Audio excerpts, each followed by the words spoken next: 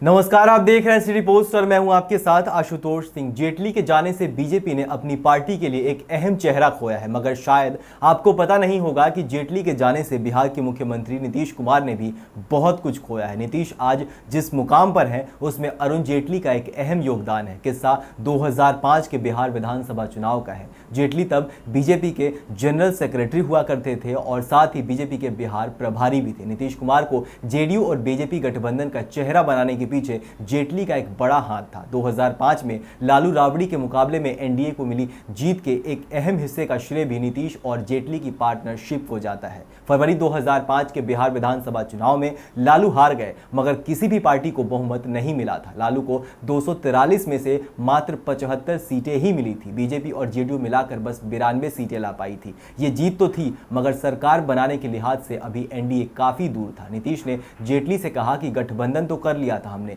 लेकिन इस पार्टनरशिप को एक चेहरा नहीं दिया गया। चुनाव से पहले मुख्यमंत्री कैंडिडेट का ऐलान न करने के कारण ही हम बहुत पीछे रह गए। नीतीश का कहना था कि बिहार की जनता लालू राबड़ी को हटाना तो चाहती है, मगर उनकी जगह कौन लेगा ये नहीं बताए जाने के कारण ठीक से निर्णय नहीं ले पा रही है। जेटली सहमत थे इस तर्क से, मगर उस समय जेटली को ज्यादा जरूरी ये लगा कि सरकार कैसे बनवाई जाए। वो किसी तरह नीतीश के लिए बहुमत जुटाना चाहते थे। बहुत कोशिशें हुई, मगर आखिरकार केंद्र की मनमोहन सिंह सरकार ने बिहार विधानसभा को भंग करके राष्ट्रपति शासन लगा दिया। इसके पीछे लालू का बड़ा हाथ था। इस फैसले की मुखालफत करते हुए एनडीए सुप्रीम कोर्ट भी गई, मगर नीतीश दिल ही दिल चाहते थे कि फिर से एक बार चुनाव हो जाए। वो स्पष्ट बहुमत चाहते थे। नवंबर 2005 में फिर से चुनाव हुए। इस बार नीतीश अड़े रहे। उन्होंने बीजेपी से कहा कि अगर बहुमत चाहिए तो मुझे मुख्यमंत्री पद का दावेदार बनाओ, ऐलान कर दो मेरा नाम।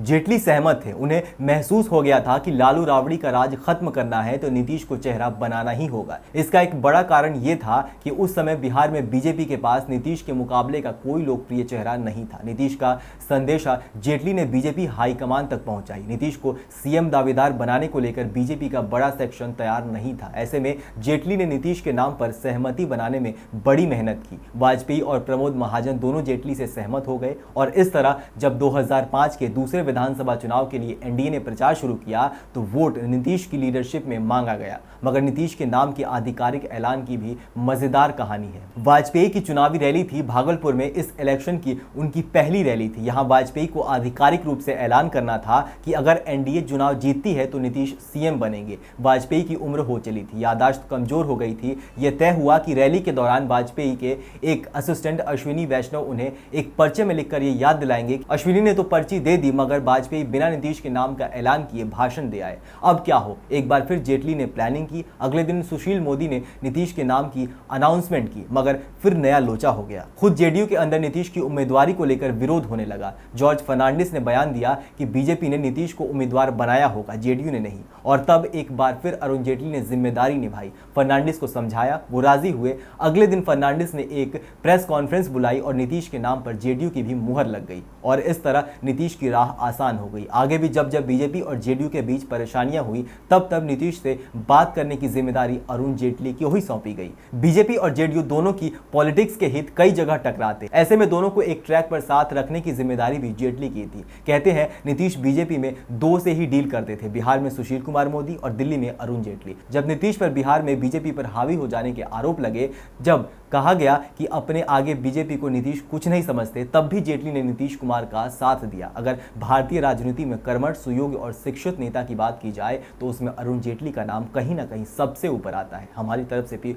उस महान राजनेता को शत शत नमन और श्रद्धांजलि। नमस्कार।